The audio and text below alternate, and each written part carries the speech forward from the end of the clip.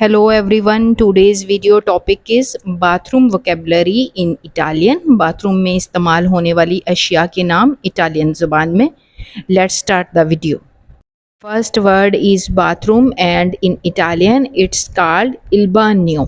The bathroom, Italian word is il bagno. Second word is the sink or wash basin and Italian word is il lavandino. Il lavandino. For sink, Italian word is il lavandino. Next word is the toilet and Italian word is il water. Il water. For toilet, Italian vocabulary is il water. Next word is bathtub and Italian word is la vasca. The bathtub and Italian word for bathtub is la vasca. La vasca. For shower, Italian word is la doccia.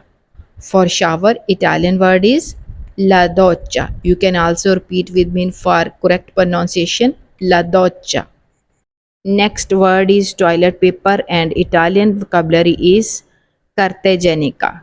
Il carta igienica. For toilet paper, Italian word is carta igienica. Next word is toothbrush and Italian word is lo spazzolino. For toothbrush, Italian vocabulary is lo spazzolino. Next word is toothpaste and Italian word is il dentifricio. The toothpaste, Italian vocabulary is il dentifricio.